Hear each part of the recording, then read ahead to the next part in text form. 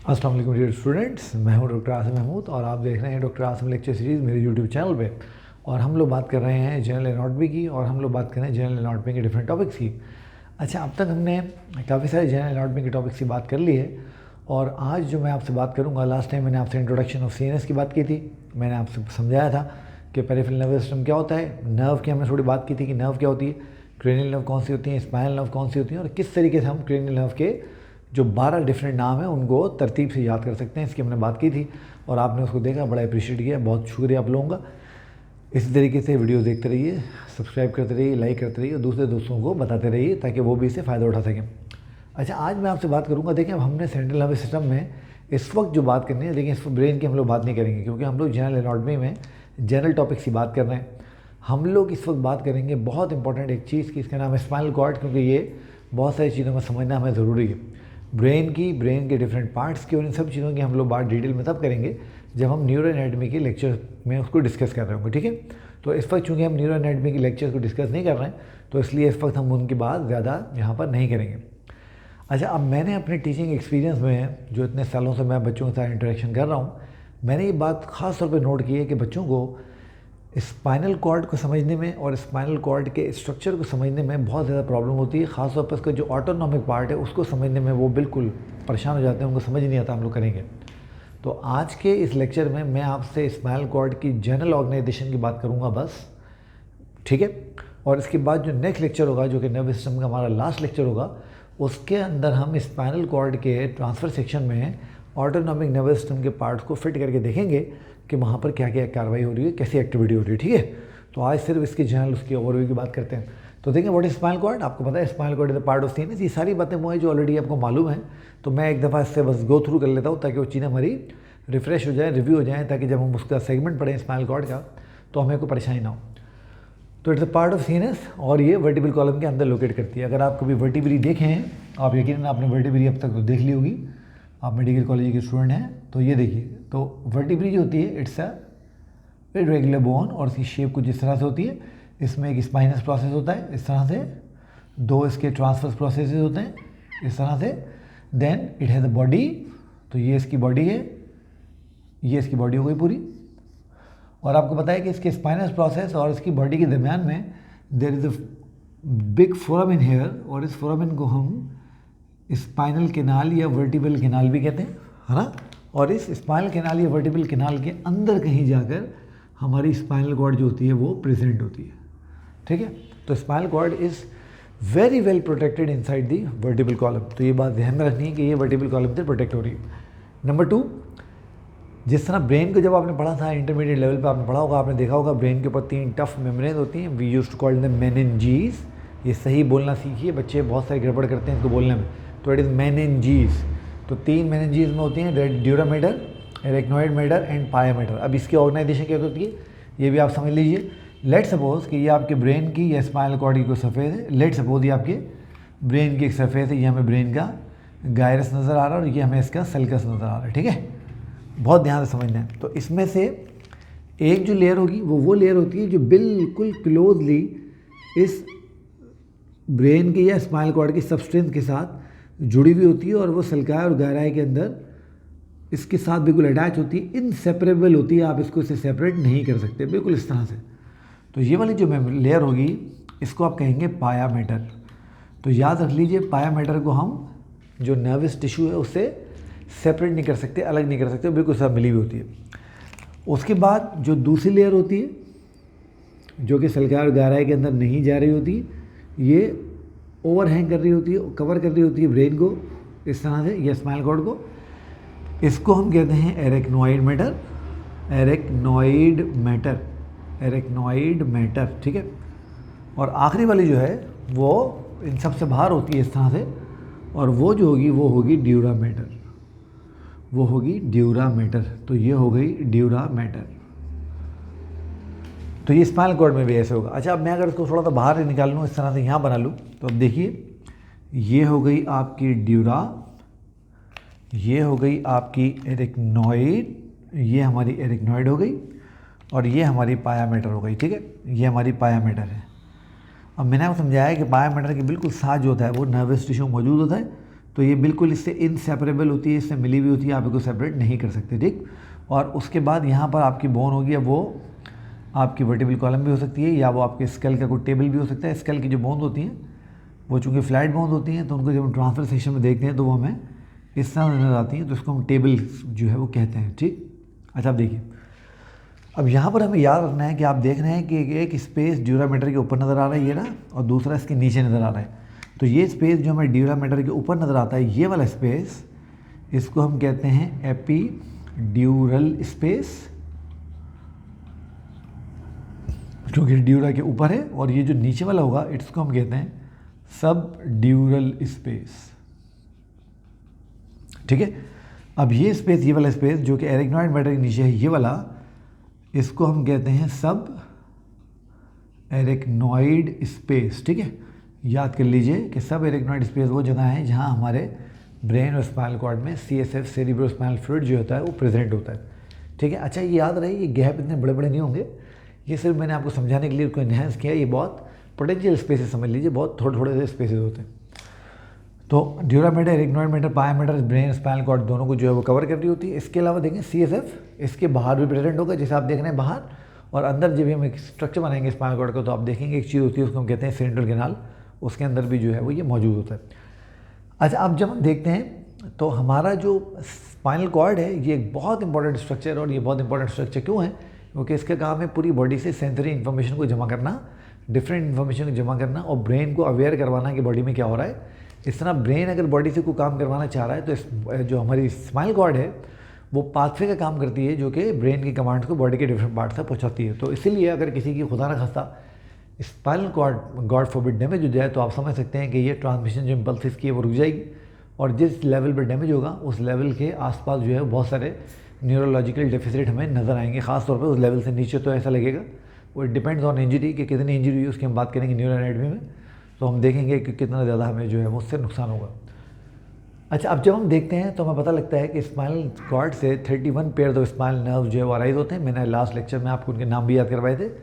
8 cervical nerves थी, शाबाश, 12 thoracic थी, 5 लंबर थी, 5 सैक्रल थी और 1 कॉक्सिजियल थी। और अब हम बात करते हैं ज़रा स्पाइनल कॉर्ड के ट्रांसफर सेक्शन की, क्योंकि उसमें बच्चों को सबसे ज़्यादा ट्रबल होती है। तो मेरे साथ रहिए, अगले 10 से 12 मिनट के अंदर आपको ये सारी बात समझ में इंशाल्लाह आ जाएगी, ठीक है। चलें आगे चलें। अब मैं बनाऊंगा तो मैं सिर्फ स्पाइनल कॉर्ड बनाऊंगा, मैं वर्टिबल कॉलम नहीं बनाऊंगा। आपने ध्यान में रखना है, ये बात आप अंडरस्टूड कर लीजिएगा कि जब भी आप स्पाइनल कॉर्ड को देखेंगे तो आप ये बात ध्यान में रखिएगा कि वो वर्टिबल कॉलम के अंदर प्रोटेक्टेड होगी, ठीक। तो आइए देखते हैं, बिल्कुल आसानी से आप इसको समझ जाएंगे, बहुत ईजी है, कोई इतनी बड़ी बात नहीं है, कोई इतना मुश्किल भी नहीं है, ठीक है। तो आइए देख लेते हैं। तो पहले सेगमेंट में आज मैं आपके साथ इसके जनरल स्ट्रक्चर की बात करूंगा और ऑटोनॉमिक पार्ट को हम इसके अगले लेक्चर में इसी स्ट्रक्चर के अंदर हम इसके ऑटोनॉमिक पार्ट को भी जो है वो फिट कर लेंगे, ठीक है। अच्छा, अब देखें, जब स्पाइनल कॉर्ड को मैं देखता हूँ तो ट्रांसफर सेक्शन में मुझे स्पाइनल कॉर्ड ऐसे नज़र आती है जैसे आपने लॉन्गिट्यूडनली लंबाई के अंदर सेब को जो है वो काट दिया हो। तो लॉन्गिट्यूडनल सेक्शन जो होता है स्पाइनल कॉर्ड का वो बिल्कुल आपको इस तरह से नज़र आता है, वो बिल्कुल आपको इस तरह से नज़र आएगा। ये थोड़ा ज़्यादा बड़ा हो गया, छोटा कर लें इसको, इस तरह से, बिल्कुल इस तरह जैसे आपने सेब को जो है वो लॉन्गिट्यूडनली जो है वो काट दिया हो, ठीक है। और ये हम ट्रांसफर सेक्शन देख रहे हैं तो आप समझ रहे हैं कि ट्रांसफर सेक्शन में जो पोस्टीरियर पार्ट होता है वो ऊपर चला जाता है और जो एंटीरियर पार्ट होता है वो नीचे आ जाता है, ठीक है। उसके बाद जो एक और बड़ी इंपॉर्टेंट चीज़ आपको स्पाइनल कॉर्ड में नज़र आती है वो अरेंजमेंट नज़र आती है आपको ग्रे मैटर की और वाइट मैटर की। आपको पता है स्पाइनल कॉर्ड में जो बटरफ्लाई शेप होता है ये वाला, या जिसको हम रफली H शेप भी बोलते हैं, ये स्पाइनल कॉर्ड का ग्रे मैटर है, ठीक है। ये अंदर वाला ग्रे मैटर, ये बाहर वाला जो सारा होगा वो इसका वाइट मैटर होगा, ठीक है। अच्छा, अब इसके बिल्कुल बीच में सेंटर में इस जगह पे आपको एक कैनाल नज़र आएगी जिसको हम कहते हैं सेंट्रल कैनाल। और याद रहे इस सेंट्रल कैनाल के अंदर CSF भरा हुआ होता है, ठीक है। बिल्कुल इसी तरह की चीज़ आपको ब्रेन में भी नज़र आएगी जहाँ पर हम उसको वेंट्रिकल्स कहते हैं, ठीक है। तो अब ये जो बाहर वाला जो इसका पार्ट होगा ये वाला, ये इसका वाइट मैटर है,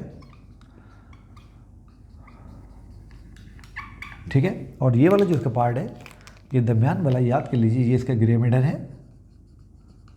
और लास्ट लेक्चर में मैंने आपसे डिटेल में डिस्कस किया था कि white matter myelinated part of neurons को और grey matter unmyelinated part of neuron को कहते हैं, ठीक है, याद है ना आपको। और ये हमारा सेंट्रल कैनाल है,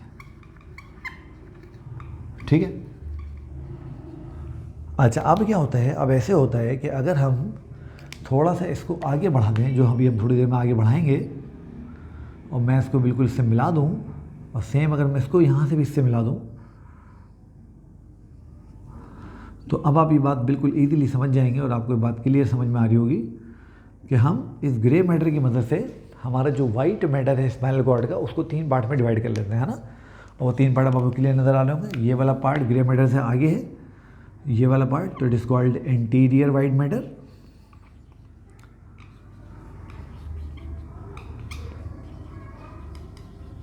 ठीक है, ये पार्ट लेटरल है ग्रे मैटर के, तो it is called lateral white matter.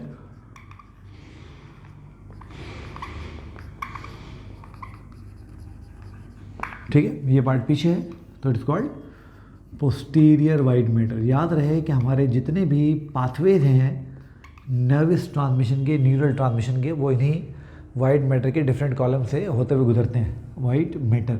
अच्छा, याद रहे कि इसको हम कॉलम भी कहते हैं, यानी एंटीरियर वाइट मैटर या कॉलम।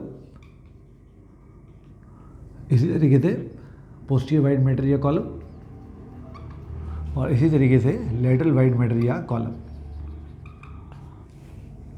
ठीक है, अच्छा, ये तो हमें बात क्लियर हो गई, समझ आ गई। अब अगर मैं एक इमेजिनरी लाइन सेंट्रल कैनाल से पास कर लूँ, ये मैंने सेंट्रल कैनाल से एक इमेजिनरी लाइन पास कर ली है इन ग्रे मैटर, ठीक है। तो ये जो पीछे वाला पार्ट होगा ग्रे मैटर का, ये वाला part, that would be known as posterior grey matter या posterior column of grey matter, और ये वाला जो पार्ट होगा that would be known as anterior column of grey matter.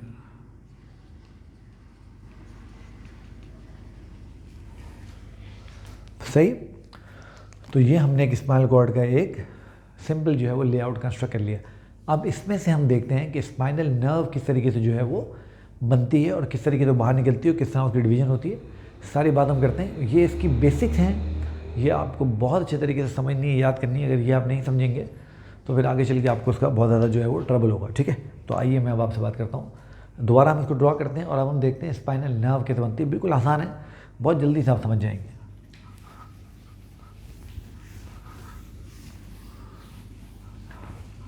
बिल्कुल ईजी है, कोई मुश्किल नहीं है, ठीक है। तो अब देखिए मैं दोबारा से जो है वो स्पाइनल कॉर्ड का ट्रांसफर सेक्शन यहाँ बनाने लगा हूँ आपके सामने।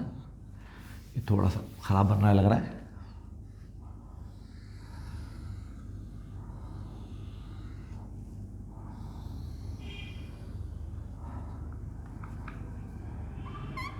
ठीक है जी, ओके।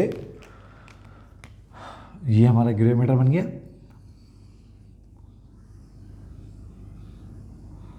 सेंट्रल कैनाल में भी नहीं बना था, अब आपको पता है यहाँ बीच में, चले बना ले, ये सेंट्रल कैनाल बीच में मौजूद है, ठीक है।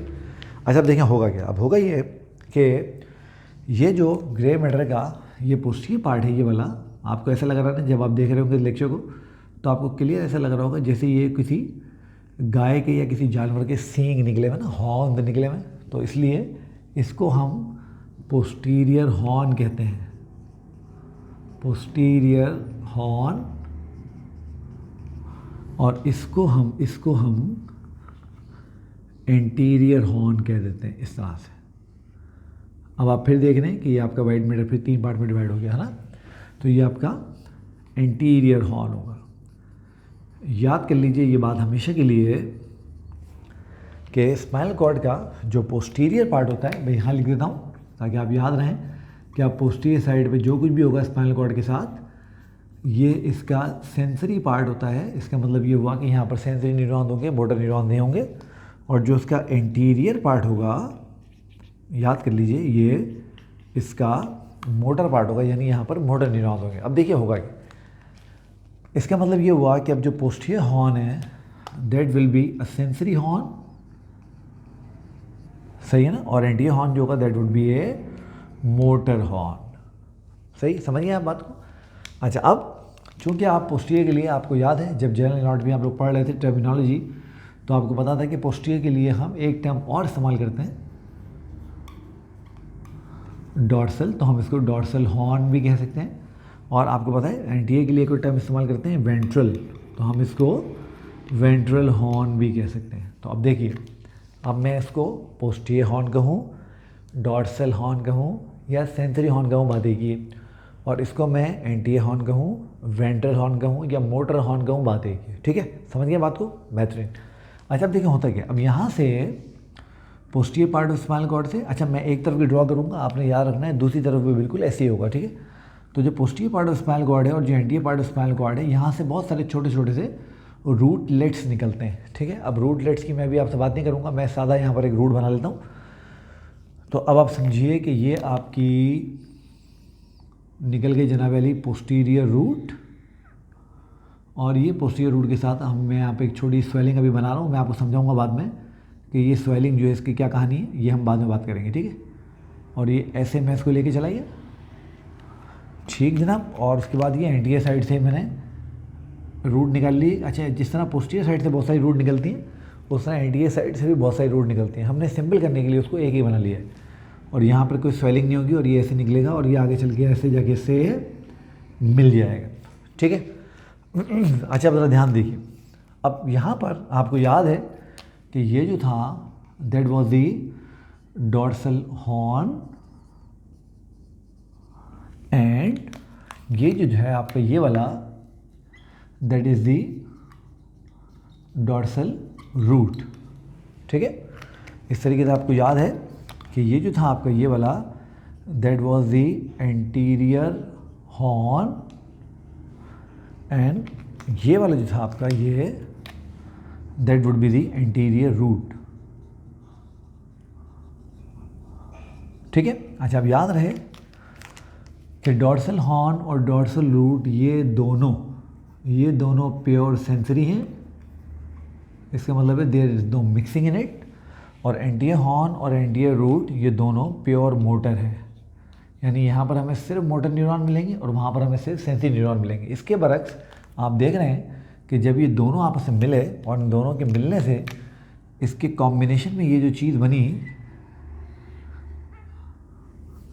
इसके कॉम्बिनेशन में ये जो चीज़ बनी है ये वाली इसको हम कहते हैं स्पाइनल नर्व। ये हमारी स्पाइनल नर्व है,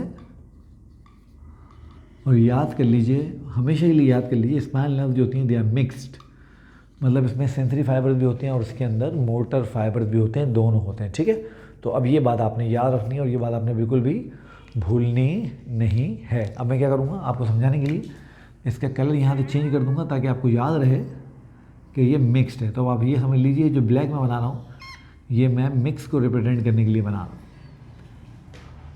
ठीक है, ये बात समझ आ गई आप लोग? अच्छे समझ आ गए, यहाँ तो कोई प्रॉब्लम तो नहीं है।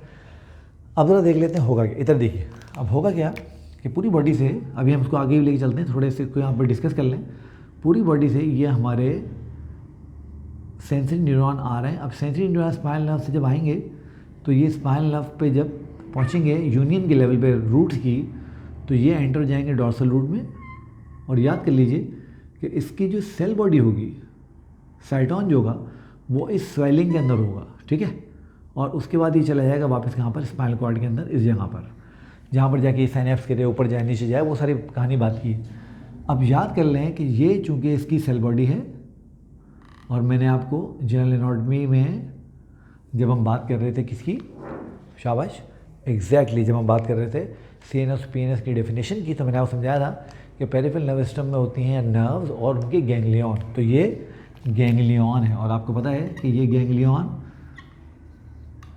चूँकि डॉर्सल रूट की पोस्टीरियर रूट के साथ है, तो उसको हम डॉर्सल रूट गैंग्लियन या शाबाश सेंसरी रूट गैंग्लियन भी कहते हैं। और आपने याद रखना है कि चूँकि डॉर्सल रूट और सेंसरी रूट प्योर मोटर होते हैं, तो इसके अंदर हमें सिर्फ सेंसरी न्यूरॉन की सेल बॉडी मिलेंगी और कुछ भी नहीं मिलेगा। ठीक है, अच्छा इसी तरीके से अब कोई कमांड होगी, वो कमांड जो है मोटर न्यूरॉन्स लेके जा रहे होंगे। अच्छा, मोटर न्यूरॉन्स की सेल बॉडीज होती हैं, याद कर लीजिए वो ग्रे मैटर में ही होती हैं। ये यहाँ से निकलेगा, एंटीरियर रूट में जाएगा, एंटीरियर रूट से ये स्पाइनल नर्व में चला जाएगा, और स्पाइनल नर्व से फिर ये आगे चला जाएगा। मैं कलर चेंज कर लूँ ताकि वो आपको कन्फ्यूजन ना हो उसके अंदर बिल्कुल भी। इस तरह से ये ऐसे, तो ये इसकी सेल बॉडी ये यहाँ से चला और ये यहाँ से आगे चला गया। अब यहाँ पर भी आप ये बात बिल्कुल क्लियर देख रहे हैं कि यहाँ पर जो रूट है और जो हॉर्न है उसमें सिर्फ सेंसरी या मोटर फाइबर हैं और नर्व के अंदर मिक्स फाइबर है। यहाँ पर भी जो रूट और जो हॉर्न है उसमें मोटर फाइबर हैं और वहाँ पर मामला मिक्स, ठीक है। तो अब ये हमारी स्पाइनल नर्व बन गई। अब यही चीज़ एरिडीज आप इस तरफ भी इसकी अप्लाई कर सकते हैं, तो पेयर में निकलती है ना स्पाइनल नर्व। अच्छा, अब देखिए आगे चल के क्या होगा। आगे चल के ये जो हमारी स्पाइनल नर्व है ये डिवाइड हो जाएगी इस तरह से, ये इस तरह से डिवाइड हो जाएगी। और जब ये डिवाइड होगी तो इसका जो पोस्टीरियर पार्ट बनेगा वो छोटा बनेगा और जो एंटीरियर पार्ट बनेगा वो बड़ा बनेगा, जैसे आपको क्लियर नज़र आ रहा होगा। अब इसको हम कहेंगे posterior ramus of spinal cord, posterior ramus of spinal cord, और इसको हम कह देंगे anterior ramus of spinal cord, ठीक है। याद रहे पोस्टीरियर रेमस स्मॉल होता है और ये सिर्फ और सिर्फ बॉडी के पोस्टीरियर पार्ट्स तक, posterior parts of body, posterior part तक या तो सेंसरी इंफॉर्मेशन वहाँ से ला रहा होता है या कमांड वहाँ लेके जा रहा होता है। जबकि जो एंटीरियर रेमस होता है ये बड़ा होता है, इट्स लार्ज बिग, और ये anterolateral part of the body जो होता है वहाँ से सेंसरी इन्फॉर्मेशन ला रहा होता है और मोटर कमांड पहुँचा रहा होता है। और आपको मालूम है कि जो हमारी बॉडी का एंटीरियो लैटरल पार्ट है वो एंटीरियर पार्ट और लैटरल पार्ट वो डॉर्सल पार्ट से पोस्टीरियर पार्ट से बहुत ज़्यादा बड़ा होता है, ठीक है बेटा। तो अब यहाँ पर याद रहे कि ये रेमाए भी स्पाइनल नर्व की तरह मिक्सड होंगे, तो यहाँ पर ये आपकी सेंसरी इन्फॉर्मेशन भी आ रही होगी जा रही होगी इस तरह से, ये सेंसरी इन्फॉर्मेशन भी आ रही होगी जा रही होगी, और मोटर कमांड भी जो है वो जा रहे होंगे इस तरह से। तो याद हमें ये रखना है कि रूट्स और हॉर्न प्योर होते हैं, जबकि जो नर्व और रेमाए जो होते हैं वो मिक्स्ड होते हैं, ठीक है बेटा। तो ये हमने स्पाइनल कॉर्ड का जनरल स्ट्रक्चर समझ लिया। अब इसमें जो एक बहुत बड़ी कन्फ्यूजन बच्चों को होती है वो होती है वहाँ पर जहाँ पर वो इस ऑटोनॉमिक नर्वस सिस्टम को उसके साथ फिट करते हैं, वो फिर मैं आपसे इंशाल्लाह नेक्स्ट लेक्चर में बात करूँगा। तो आज इसको हम यहाँ पर रोकते हैं। तो उम्मीद है आपको स्पाइनल नर्व का जो ट्रांसफर सेक्शन है बहुत अच्छे से समझ आ गया होगा और आपका ये मसला आज हमेशा के लिए हल हो गया होगा। ये बहुत ज़रूरी है क्योंकि जब आप नर्वस सिस्टम पढ़ेंगे, न्यूरो एनाटॉमी खासतौर पर पढ़ेंगे और न्यूरो फिजियोलॉजी पढ़ेंगे, तो वहाँ पर स्पाइनल कॉर्ड में अगर ये बेसिक्स आपको पता नहीं होंगे तो बड़ी आप लोगों के लिए प्रॉब्लम हो जाएगी। इसलिए बहुत अच्छे से इसको देखिए, लेक्चर को बार बार देखिए, इसको अपनी कॉपियों के ऊपर रजिस्टर्स के ऊपर बार बार ड्रॉ कीजिए, बुक के जो डायग्राम है उनको भी देखिए। नेक्स्ट लेक्चर में मैं आपसे इसी डायग्राम के अंदर ऑटोनॉमिक नर्वस सिस्टम के कॉम्पोनेंट को फिट करके बात करूँगा और आपको समझाऊँगा कि वहाँ पर क्या हो रहा है, ठीक है। तो देखते रहिए डॉक्टर आसिम लेक्चर्स और सब्सक्राइब कीजिए, लाइक कीजिए, अपने सारे दोस्तों को बताइए और अपना बहुत सारा ख्याल रखिए। मैं आपसे मिलूँगा नेक्स्ट टाइम। टिल देन अल्लाह हाफिज़।